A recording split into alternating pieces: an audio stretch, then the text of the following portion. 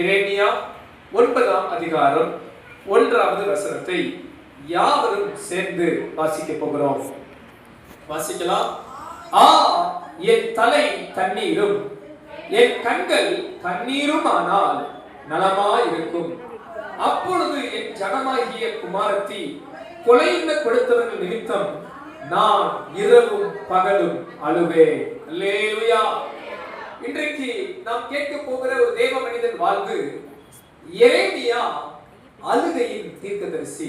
சேர்ந்து சொல்லலாமா? எரேமியா அழுகையின் தீர்க்கதரிசி. ஹல்லேலூயா. இந்த எரேமியா தீர்க்க தரிசனம் உரைத்த காலம் யூதேயா ஜனங்கள் பின்வாங்கி போய் இடறி போய் கர்த்தர் இந்த யூதேயா ஜனத்தை பாபிலோன் கையில் ஒப்பு கொடுக்கப்பட்ட காலம். இந்த எரேமியா தீர்க்கதரிசி கண் கூட அதை பார்த்தார். சமஸ்த தேவ பிள்ளைகளும் பின்வாங்கி வழி விலகி விக்கிரகங்களை நாடி கர்த்தரை விட்டு பின்வாங்கி போனதால் ஆண்டவர் அவர்களை பாபிலோனுக்கு விற்று போட்டதை, அவர்கள் பாபிலோனுக்கு சிறைபிடிக்கப்பட்டு போறதை கண்கூடாக பார்த்து தீர்க்க தரிசனம் உரைத்துக் கொண்டிருந்த தீர்க்கதரிசி தான் இந்த எரேமியா தீர்க்கதரிசி. இந்த ஜனங்களுடைய பின்மாற்றங்களையும் முரட்டாட்டங்களையும் கீழ்ப்படியாமைகளையும் கடின இதயத்தையும் இந்த எரேமியா தீர்க்கதரிசி கண்டு அழுது புலம்பி, ஆயன் தலை தண்ணீரும் ஆயன் கண்கள் கண்ணீரும் ஆனால் நலமாயிருக்கும், இவர்களுக்காக நான் இரவும் பகலும் அழுவேன் என்று முறையிடுகிற, கண்ணீர் வடிக்கிற, புலம்புகிற ஒரு தீர்க்கதரிசியாய் இருந்தார். அன்பான தேவஜனமே, இந்த கடைசி காலத்தில் இருக்கிற நாம் ரட்சிக்கப்பட்டதற்காக கர்த்தரை துதிக்க வேண்டும். ஹல்லேலூயா. கர்த்தரை அறிகிற அறிவை நமக்கு தேவன் தந்ததற்காக ஆண்டவரை ஸ்தோத்திரிக்க வேண்டும். நீங்களும் நானும் சபையில் இருப்பதை நினைச்சு கர்த்தரை துதிக்க வேண்டும். ஆனால் இன்றைக்கு சபைக்குள் இல்லாத ஒரு பெருங்கூட்ட ஜனங்கள் இருக்கிறார்கள். அவர்களுக்காக கர்த்தர் உங்களுக்கு அழுகிற கண்களை கொடுப்பாராக, அவர்களுக்காக கண்ணீர் வடிக்கிற கண்களை கொடுப்பாராக. இன்றைக்கு சபையின் பிரச்சனை என்னன்னா, அவங்களுக்காக தான் அழுகிறாங்க. இன்னைக்கு நமக்கு தான் நம்ம அழுகிறோம். சோத்திரம். எத்தனை பேர் ஒத்துக்குவீங்க தெரியல. நமக்கு வலிச்சு ஆட்டோமேட்டிக்கா நம்ம கண்ணில் என்ன வந்துருது? கண்ணீர் வந்துருது. ஆனா ஒரு ஆத்மா ரட்சிக்கப்படலையே, ஒரு ஆத்மா மனம் திரும்பலையே, ஒரு ஆத்மா பரலோகம் வரலையே அப்படின்ட்டு ஒரு அழுகை யாருக்காவது வருதா? அப்படி ஒரு தாக்கம் இருக்கா? தாழ்மையை கேட்கிறேன். உங்க கண்கள் கண்ணீரா மாறுதா? இந்த எரேமியா போல நம்மளால சொல்ல முடியுமா? ஆ, என் தலை கண்ணீர் என் கண்கள் கண்ணீரும் ஆனால் நலமா இருக்கும் என்று சொல்ல முடியுமா? நீங்க பாருங்க, ரோட்ல எத்தனையோ ஆத்துமாக்கள், அழிந்து போகிற ஆத்துமாக்கள். ஒயின் ஷாப்ல பெருக்கூட்டம் இருக்கும். அங்க ஒவ்வொரு முறை ஊழியர்களுக்கு போகும்போது சில ஒயின் ஷாப்களை கடந்து போகும்போது அங்க கூட்டம்னால கூட்டம், சகோதரர்கள் கூட்டம், வாகனங்கள் நடு ரோட்ல டிராபிக் ஆகிற மாதிரி இருக்கும். அதை பார்க்கும் போதெல்லாம் எங்க உள்ள உடையும். பாருங்க, அப்படி நமக்குள்ள அது பாரம் இருக்கா? எரேமியா மனம் திரும்பாத கூட்டத்தின் நடுவே, தேவ தண்டனையை பெற்றுக் கொள்ளுகிற ஜனத்தின் நடுவே இவர் ஒரு அழுகையின் தீர்க்கதரிசியாய், ஒரு புலம்பலின் தீர்க்கதரிசியாய் இருந்தார். சபையே தேவ பிள்ளைகளே, கடைசி காலத்திலே பெருமூச்சு விட்டு ஆத்துமாக்களுக்காக கதறுகிற ஒரு ஆவியை ஆண்டவர் நமக்கு தருவாராக. ஹல்லேலூயா. அன்றைக்கு இஸ்ரவேல் ஜனங்கள் மனம் திரும்பாமல் தேவ தண்டனைக்குட்பட்டவர்களாய் காணப்பட்டார்கள். அப்படிப்பட்ட சூழலிலே இந்த தீர்க்கதரிசி கர்த்தருடைய வார்த்தையை உரைத்துக் கொண்டிருந்தார். இன்றைக்கும் அநேக ஜனங்கள் இதய கடினத்தோடு இருக்கலாம். ஆனாலும் கர்த்தர் இந்த நாட்களில் நம்மை வைத்திருக்கிறார். எத்தனை பேர் விசுவாசிக்கிறீங்க? ஹல்லேலூயா. பக்கத்துல சொல்லுங்க, இந்த காலம் நமது காலம். இந்த காலத்துல தேவன் நம்மை பயன்படுத்துவார். ஹல்லேலூயா. இன்றைக்கு கூட எரேமியாவின் வாழ்விலிருந்து ஒரு சில காரியங்களை உங்களுக்குள் வைக்க விரும்புகிறேன். இந்த கடைசி காலத்தில் எப்படி அன்றைக்கு எரேமியாவை யூத மக்களுக்கு பயன்படுத்தினாரோ, இந்த கடைசி காலத்தில் தேவன் உங்களையும் என்னையும் நமது சபையை பயன்படுத்த வல்லவராய் இருக்கிறார். ஹல்லேலூயா. மூன்று காரியங்கள் உங்களை அனல்மூட்டும், உங்களை உற்சாகப்படுத்தும், உங்களை ஆசீர்வதிக்கும் என்று நான் நம்புகிறேன். எரேமியாவின் வாழ்விலிருந்து ஒரு மூன்று காரியங்கள். முதலாவது ஒரு காரியம், எரேமியா தீர்க்கதரிசன புத்தகம் 1ஆம் அதிகாரம் 5ஆம் வசனத்திலிருந்து வாசிக்கலாம். எரேமியா 1:5ஆம் வசனத்திலிருந்து, நான் உன்னை தாயின் வயிற்றில் உருவாகும் முன்னே உன்னை அறிந்தேன், நீ கர்ப்பத்திலிருந்து வெளிப்படும் முன்னே நான் உன்னை பரிசுத்தம் பண்ணி உன்னை சாதிகளுக்கு தீர்க்கதரிசியாக கட்டளையிட்டேன் என்று சொன்னார். 6ஆம் வசனம். அப்பொழுது நான் கர்த்தராகிய ஆண்டவரே, இதோ நான் பேச அறியேன், சிறு பிள்ளையாய் இருக்கிறேன் என்றேன். ஆனாலும் கர்த்தர், நான் சிறு பிள்ளை என்று நீ சொல்லாதே, நான் உன்னை அனுப்புகிற எல்லாரிடத்திலும் நீ போய் நான் உனக்கு கட்டளையிடுகிறவையே எல்லாம் நீ பேசுவாயாக. அல்லேலூயா. அன்பானவர்களே, எரேமியாவின் வாழ்விலிருந்து கற்றுக்கொள்கிற முதல் ஒரு காரியம், தேவன் நம்மை பயன்படுத்த வயதோ அனுபவமோ தடை இல்லை. ஆமென் சொல்லுங்க. அல்லேலூயா. அருகாமையில் இருக்கிறவங்க பார்த்து சொல்லுங்க, ஆண்டவர் உங்களை பயன்படுத்தணும்னு நினைச்சிட்டாருன்னா உங்க வயசோ அனுபவமோ தடை இல்லை. ஆமென். ஆண்டவர் எரேமியா பார்த்து சொல்றாரு பாருங்க, நான் உன்னை தாயின் வயிற்றில் உருவாகும் முன்னே நான் உன்னை அறிந்தேன். அவர் கற்பத்தில் இருக்கும் போதே அவரை தேவன் ஒரு திட்டத்துக்காக தேர்ந்தெடுத்திருக்கிறார். ஹல்லேலூயா. சிலருக்கு பாருங்க, இந்த பூமியில ஏன் பிறந்தோம்னே பெரிய கவலையா இருக்கும், ஏன் பிறந்தோம்னே ஒரு பெரிய போராட்டமா இருக்கும். அன்பான விசுவாச குடும்பத்தாரே, தேவன் உங்க மேல ஒரு பெரிய திட்டம் வைத்திருக்கிறார், ஒரு பெரிய நோக்கம் வைத்திருக்கிறார். ஒரு ஆமென் சொன்னா எனக்கு சந்தோஷமா இருக்கும். நீங்க நம்புறீங்க, நான் நினைப்பேன். நீங்க பேசாம சொல்லுங்க பாஸ்டர், நாங்க பேசாம கேட்கிறோம் பாஸ்டர், அப்படி இருக்க கூடாது. ஹல்லேலூயா. எத்தனை பேர் நம்புறீங்க ஆண்டவருடைய வாழ்க்கையில ஒரு பெரிய திட்டம் வச்சிருக்கிறார்? நீங்க அப்படி ஒரு பேசுங்களா, அப்படி சொல்லி பாருங்களேன், என் வாழ்க்கையில ஒரு பெரிய திட்டம் இருக்கு, ஒரு பெரிய தரிசனம் இருக்கு, சொல்லிக்கிட்டே இருங்க. யோசேப்பு கனவு கண்டு சொல்லிட்டே இருந்தான், எனக்கு ஒரு கனவு இருக்குப்பா, ஒரு நாள் பாரு நான் உயர்வேன் உயர்வேன் அவன் சொல்லிக்கிட்டே இருந்தான். பாருங்க, ஒரு நாள் கர்த்தர் அவன் என்ன பண்ணார், உயர்த்தினார். ஹல்லேலூயா. உங்க பிள்ளைகளை பார்த்து சொல்லுங்க, இயேசுப்பா உங்க வாழ்க்கையில பெரிய திட்டம் வச்சிருக்கிறாருப்பா அப்படின்னு சொல்லுங்க. ஹல்லேலூயா. நீ நல்லா வருவ தம்பி, ஆண்டவர் நல்லா உயர்த்துவாருப்பா. ஹல்லேலூயா. சொல்லுங்க அப்படி 4 பேரை பார்த்து, 4 பிள்ளைகளை பார்த்து. ஆமென். ஆமா, சும்மா பார்த்து பிள்ளைகளை போட்டுக்கிட்டு நீ உருப்பட மாட்டேன், தேவ மாட்டேன், எங்க தேர போற, எங்க உருப்பட போற, ஒண்ணுக்கு உதவாத ஆளுன்னு சொல்றத காட்டிடும்.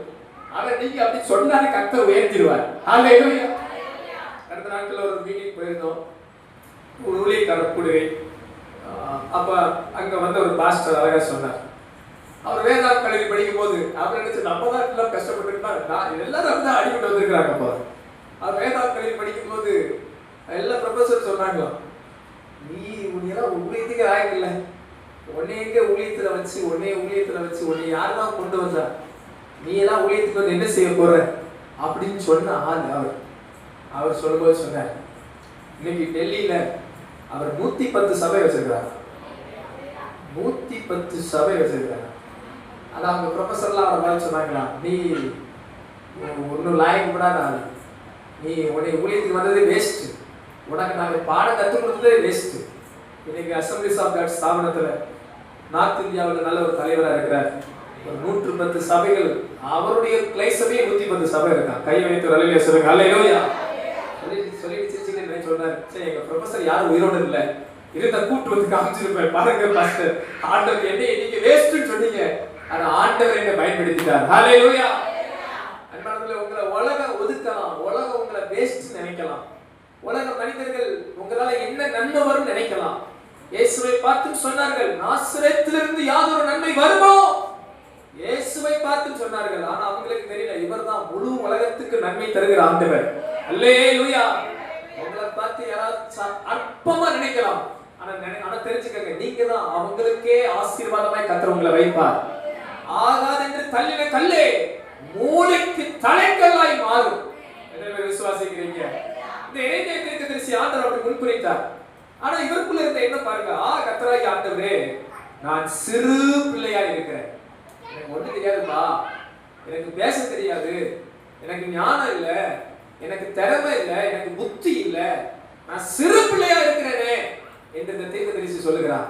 அதுக்கு ஆண்டவர் சொல்றார் பாருங்க, உன்னை நீ சிறு பிள்ளை என்று சொல்லாதே, உன்னை அனுப்புகிறவர் நான் சொல்லுகிறதை நீ போய் பேசி என்று கர்த்தர் சொல்லுகிறார். ஹல்லேலூயா. அன்பானவர்களே, கர்த்தர் உங்களை பயன்படுத்த விரும்புகிறார். கர்த்தர் உங்களை பயன்படுத்த விரும்புகிறார். உங்க மூலமா தான் சில ஆத்துமாக்களை தேவன் தொடர நினைச்சிருக்கிறார். நீங்க பேசாத வரைக்கும் அந்த ஆத்துமா வறண்டுதான் கிடக்கும். சிலர் நீங்க நினைப்பீங்க அமைதியா இருந்தீங்கன்னா பயப்படாது. நீங்க சபைக்கு பிரயோஜனமா இருக்கணும். ஸ்தோத்திரம். எத்தனை பேர் ஆமென் சொல்றீங்க? சபைக்கு நம்ம தேவ ராஜ்யத்துக்கு எப்படி இருக்கணும்? பிரயோஜனமா இருக்கணும்.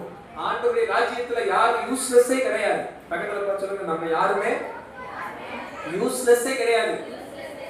எத்தனை பேர் விசுவாசிக்கிறீங்க? பாருங்க, சபையை குறித்து விசுவாசிகளை குறித்து ஆண்டவர் என்ன சொல்றாரு தெரியுங்களா? சரீரத்துக்கு ஒப்பிடுகிறார். எதற்கு ஒப்பிடுகிறார்? சரி, உடம்பு அப்படி கை காமிச்சு சொல்லுங்க. சபை எதற்கு ஒப்பிடுறார்? சரீரத்துக்கு ஒப்பிடுறார். ஹல்லேலூயா. சரீரத்துக்கு ஒப்பிடுகிறார்.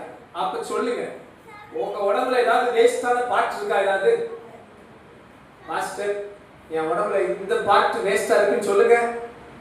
ஒரு டாக்டரை கூட்டு வந்து என்ன பண்ணிடலாம்? முதல்ல ஏதாவது வேஸ்டா இருக்கா? நாக்கு ஐயோ ரொம்ப தேவை மாஸ்டர். ருசி எப்படி பாக்குறது? கை வேற என்னென்ன கேட்கறது? இதயம் ஏதாவது இருந்தா சொல்லுங்க. ஏதாவது வேஸ்டா இருக்குன்னு ஏதாவது. ஒரு முடிய வெட்ட விடுவீங்களா? ஐயோ முடியா? அப்போ யோசிங்க, நம்ம சரீரத்துல எந்த உறுப்புமே நமக்கு பிரயோஜனம் இல்லாத கத்தரை வைக்கலன்னா, எல்லாமே ஒரு யூஸ்ஃபுல்லான காரியம் செய்யும்னா, சபையிலும் நீங்க அப்படி இருக்கணும். சபையில நம்ம எப்படி இருக்கணும்? ஒரு யூஸ்ஃபுல்லான விசுவாச பிள்ளைகளா இருக்கணும். பக்கத்துல பார்த்து கேக்குறீங்களா? சிரிச்சுக்கிட்டே கேட்க பார்க்கலாம். நீங்க அப்படி இருக்கிறீங்களா?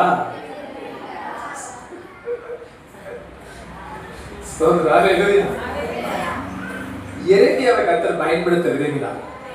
அன்பானவர்களே, உங்களையும் தேவன் இந்த காலத்துல வச்சிருக்கிறாருன்னா ஒரு நோக்கம் இருக்கு. உங்களை தேவன் தெரிந்து கொண்டதுக்கு ஒரு நோக்கம் இருக்கு. தேவன் உங்களை ரட்சித்ததுக்கு ஒரு நோக்கம் இருக்கு. தேவன் உங்களை சபையில கொண்டு வந்ததுக்கு ஒரு நோக்கம் இருக்கு. தேவன் இந்த சபையில வைத்ததுக்கு ஒரு திட்டம் இருக்கிறது. அந்த திட்டத்தை நிறைவேற்ற எனக்கு வயசாச்சு அப்படின்னு சொன்னா லாயக்கப்படாது. 80 வயசான மோசேயை பார்த்து சொன்னார், வா நான் உன்னை பார்வோனுக்கு முன்பாக அனுப்புவேன். எத்தனை பேர் ஆமென் சொல்றீங்க? ஹல்லேலூயா. எனக்குலாம் ஆசை, சாகிற வரைக்கும் நம்ம பிரசங்கம் பண்ணிக்கிட்டே இருக்கணும். என்ன வந்தாலும் இதை மட்டும் கொஞ்சம் காப்பாத்தி வச்சிருங்க ஆண்டவரே, கிருபையை தந்திருக்கேன். கடைசி வரைக்கும் இந்த குரல் என்ன பண்ணிட்டே இருக்கணும்? சத்தியத்தை பேசிக்கிட்டே இருக்கணும். ஹல்லேலூயா. எத்தனை பேர் அப்படி ஒரு கிருபையை கேளுங்க? சாகிற வரைக்கும் நான் என்ன ஓடிட்டே இருக்கணும். எத்தனை பேர் அப்படி விரும்புறீங்க? ஜோப் பண்ணுங்க. சாகிற வரைக்கும் இயேசுவுக்கு சாட்சியா இருக்கணும். சபைக்கு யூஸ்ஃபுல்லா இருக்கணும். தேவ ராஜ்யத்துக்கு யூஸ்ஃபுல்லா இருக்கணும். தேவையில்லாத ஆளா இருக்க கூடாது. ஸ்தோத்திரம். நம்ம தேவை இருக்கணும். நம்ம பிரயோஜனம் உள்ளவர்கள். கர்த்தர் உங்களை என்னை பயன்படுத்த விரும்புகிறார். உங்களுக்கு தெரியல நினைக்க கூடாது. தேவன் நம்ம ஒவ்வொருவரையும் பயன்படுத்த விரும்புகிறார். உங்க வயசு தேவனுக்கு ஒரு பொருட்டு அல்ல. உங்க அனுபவம் தேவனுக்கு ஒரு பொருட்டு அல்ல. உங்களுக்கு தெரியும் தெரியாதது அதெல்லாம் கர்த்தர் எதிர்பார்க்கல. ஆண்டவர் உங்களை பயன்படுத்த விரும்புகிறார். உங்க வீட்டுல, உங்க தெருவுல, உங்க பட்டணத்துல, உங்க வேலை ஸ்தலத்துல, சபையில கர்த்தர் உங்களை ஒரு பயனுள்ள ஆயுதமாய் வைக்க விரும்புகிறார். ஹல்லேலூயா. கர்த்தர் உங்களை பயன்படுத்துவார். எரேமியாவை போல நான் சின்ன பையன் சாக்கு போக்கு சொல்லாம தேவ சித்தத்துக்கு அர்ப்பணிப்பீர்கள் என்றால் கர்த்தர் உங்களை ஆசீர்வாதத்தின் பாத்திரமாய் வைப்பார். ஹல்லேலூயா. இரண்டாவது காரியம், எரேமியாவின் வாழ்க்கையில் நாம் கற்றுக்கொள்ள வேண்டிய ஒரு காரியம். வாசிக்கலாம். எரேமியா 20ஆம் அதிகாரம் 1-2 வசனத்தை பார்ப்போம். எரேமியா 20ஆம் அதிகாரம் 1-2 வசனம். எரேமியா இந்த வார்த்தைகளை தீர்க்கதரிசனமாக சொல்லுகிறதை ஆசாரியனான இம்மேருடைய குமாரனும் கர்த்தருடைய ஆலயத்துக்கு பிரதான விசாரணை கர்த்தனுமாகிய எரேமியா தீர்க்கதரிசியை பஸ்கூர் அடித்து அவனை கர்த்தருடைய ஆலயத்திலே பென்யமீன் கோத்திரத்தைச் சேர்ந்த மேல் வாசலில் இருக்கும் காவல் அறையிலே போட்டான். ஹல்லேலூயா. பக்கத்துல இருக்கிற ஒரு குளிக்கு சொல்லுங்க, ஆமென். ஹல்லேலூயா. இரண்டாவது காரியம் எரேமியாவின் வாழ்வில் கற்றுக்கொள்கிற காரியம், சத்தியத்தின் நிமித்தம் நமக்கு துன்பங்களும் பாடுகளும் உண்டு. எத்தனை பேர் ஆமென் சொல்றீங்க? பாஸ்டர், நான் இயேசுவை ஏற்றுக்கொண்டேன், எனக்கு கஷ்டமே வரக்கூடாது பாஸ்டர் அப்படின்னு சொன்னீங்கன்னா ஆண்டவர் அப்படி சொல்லல. பக்கத்துல பார்த்து சொல்லுங்க, சிரிச்சுக்கிட்டே சொல்லுங்க, உலகத்திலே உங்களுக்கு உபத்திரவம் இல்லை. உலகத்தில் உங்களுக்கு என்ன உண்டு? உபத்திரவம் உண்டு. இந்த எரேமியா தீர்க்கதரிசி ஊழியத்துக்கு வந்துட்டு ஊழிய பிரசங்கம் பண்ணோடையும் ரெட் கார்பெட் போட்டு எல்லாரும் கூப்பிடல. அவனை பாருங்க என்ன பண்ணாங்களா, அவனை அடிச்சு எரேமியாவை காவல் அறையில் போட்டார்களாம். வேதம் சொல்லுகிறது, எரேமியா சொன்னாரா, ஐயோ நான் பேசாம இருந்திருப்பப்பா, கர்த்தாவே என்னை இணங்க பண்ணினீர், நான் அமைதியா இருக்கலாம் நினைச்சேன், ஆனாலும் உங்க வார்த்தை எனக்குள்ள ஒரு அனலா இருந்தது. அன்பு தேவ பிள்ளைகளே, கிறிஸ்துவை ஏற்றுக்கொண்ட தேவ சபையே, தேவனால் அழைக்கப்பட்டவர்களே, தெரிந்து கொள்ளப்பட்டவர்களே, கிறிஸ்துவின் நிமித்தம் நமக்கு பாடுகளும் உபத்திரவங்களும் உண்டு. பாருங்க, நீதி நிமித்தம் துன்பப்பட்டால் நீங்கள் பாக்கியவான்களா இருப்பீர்கள். எத்தனை பேர் ஆமென் சொல்ல முடியும்? ஆண்டவர் நிமித்தம் உங்களுக்கு சில கஷ்டம் வருதா, சந்தோஷமா நினைங்க, பரலோகத்துல உங்க பலன் மிகுதியா இருக்கும். நீங்க ஜெபிக்கிறது நிமித்தம் சில போராட்டமா, தைரியமா ஜெபம் பண்ணுங்க, கர்த்தர் உங்களோடு இருப்பார். நீங்க கர்த்தரை ஆராதிப்பதனால சில கஷ்டமா, இன்னும் கர்த்தரை துதிங்க, கர்த்தர் உங்களுக்கு சிறைச்சாலையின் கதவுகளை உடை தெரிவார். நீங்க சாட்சியா இருக்கிறது நிமித்தம் சில பாடுகளா, இன்னும் சாட்சியில உறுதியா நில்லுங்க, கர்த்தர் உங்களை பலப்படுத்துவார். வேதம் சொல்லுகிறது, அன்றியும் தேவ பக்தியாய் நடக்க விரும்புகிற யாவரும் துன்பப்படுவார்கள்.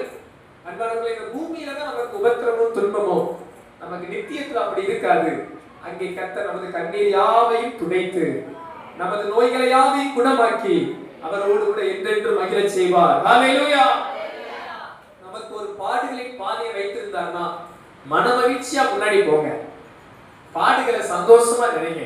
பக்கத்துல சொல்லுங்க, பாடுகளை சந்தோஷமா ஏற்றுக்கொள்ளுங்க. ஹல்லேலூயா. நீதி நிமித்தம் துன்பப்படுவது ஒரு பாக்கியம். இயேசுவே சிலுவை சுமந்தார், ஆனா எங்களுக்கு மட்டும் சிலுவை கொடுத்துட கூடாது. இயேசுவே என்ன பண்ணார்? சிலுவை சுமந்தார். ஆனா நம்ம மட்டும் என்ன கேட்போம்? எனக்கு மட்டும் நீங்க என்ன பண்ணக்கூடாது, சிலுவைய ஒடுக்க கூடாது ஆண்டவரே அப்படின்னுவோம். பாருங்க, இந்த குட் ஃப்ரைடே அப்ப சில நேரங்களில சிலுவையின் மரண நாடகங்கள்லாம் போடுவோம். எங்களுக்கு சிலுவையில் அந்த அனுபவம்லாம் இருக்கு. நாங்க எந்த டீம்ல சேருவோம்னா, சிலுவை தூக்குறால ஒரு நாள் சேர மாட்டோம். எந்த டீம்ல சேருவோம் தெரியுமா? சாட்டை எடுத்து அடிக்கிற இடத்துல தான் இருப்போம். சிலுவை தூக்க விரும்புறவங்கள ஒரு அலையிலே சொல்லுங்க பார்க்கலாம். பாருங்க, நம்ம என்ன பண்ணுவோம்னா, சிலுவையை தூக்க நம்ம விரும்ப மாட்டோம், அடிக்கிறதுக்கு முதல்ல வருவோம். அப்ப எங்களுக்கு சிறு வயதுல நிறைய அனுபவம்லாம் இருக்கு, பழக்கெல்லாம் இருக்கு. சிலுவை தூக்குற ஆளு நம்மளுக்கு பிடிக்காத ஆளா மட்டும் சிக்கிட்டாருன்னா அந்த ஒரு மணி நேரம் சோத்திரம். ஏசு கிறிஸ்துவின் தோட்டத்திலிருந்து கொல்கத்தா மலைக்கு எப்படி போனாரோ அதே அனுபவத்தை கொடுத்துருவோம் நாங்க. அதனால பல நேரங்களில் தேவ பிள்ளைகள் நம்ம என்ன நினைக்கிறோம்னா, ஏசப்பட்டற ஆசீர்வாதங்கள்லாம் வேணும், ஆனா கிறிஸ்துவின் நிமித்தம் வர்ற பாடுகளை சகிக்க நம்ம மனசு வரமாட்டேங்குது. கிறிஸ்துவின் நிமித்தம் நமக்கு ஒரு சில போராட்டம் வந்தா, ரட்சிப்பு நிமித்தம் நமக்கு சில போராட்டம் வந்தா, சத்தியத்தின் நிமித்தம் நமக்கு ஒரு போராட்டம் வந்தா, அதை ஏற்றுக்கொள்கிற பக்குவம் அநேகருக்கு இல்லை. உங்களை நான் தாழ்மையா உற்சாகப்படுத்துறேன். வசனத்துக்காக, சத்தியத்துக்காக, உண்மைக்காக நீங்க துன்பப்பட்டீங்கன்னா அது பொறுமையா சகிக்க ஆண்டவர் உங்களுக்கு பலன் தருவாராக. பாருங்க, இயேசுவையே என்ன சொன்னாங்கன்னா, பிசாசுகளின் தலைவர் என்று சொன்னாங்க. இயேசுவையே காரி உமிழ்ந்தார்கள், இயேசுவை கொட்டினார்கள், வைத்தார்கள். இயேசுவை பாருங்க வாரினால் அடித்தார்கள். என்னால ஜீர்ணிக்கவே முடியல. தான் படைத்த மனிதனிடத்துல படைக்கப்பட்ட ஆண்டவர் அடி வாங்குறத என்னால ஜீர்ணிக்கவே முடியல. எப்படி அந்த ஆண்டவர் அப்படி சகித்தார்னு எனக்கு தெரியல. ஆனா பல நேரம் ஆண்டவர் பிள்ளைகள், நாம் ஆசீர்வாதத்தை விரும்புகிற நாம், நன்மையை விரும்புகிற நாம், தேவன் நம்மை சில உபத்திரவத்துல, பாடுகளில, தேவன் நம்மை சில அவருடைய அடிச்சுவடுகளை நம்மை நடத்தும் போது ஏற்றுக்கொள்ள மனது நமக்கு வராமல் போகிறது. ஆனா இந்த எரேமியா தீர்க்கதரிசியை பாருங்களேன், கர்த்தருடைய சத்தத்தை கேட்டு கர்த்தருடைய ஊழியத்தை செஞ்சோம், அவருக்கு வந்ததெல்லாம் அடி, நிந்தை, போராட்டம், அவமானம், சிறைச்சாலை, இப்படிப்பட்ட பாடுகள் இருந்தாலும் அதை அவர் ஏற்றுக்கொண்டார். இந்த மாலை நேரத்தில் அன்பு விசுவாச குடும்பத்தார் யாரையும் நான் உற்சாகப்படுத்துகிறேன், எல்லாரையும் நான் உற்சாகப்படுத்துகிறேன். இந்த கடைசி காலத்துல கிறிஸ்துவின் நிமித்தம் சில துன்பங்கள் உங்களுக்கு வருமானால் அதை மனரம்மியமா ஏற்றுக்கொள்ளுங்க. அதற்காகவே நீங்கள்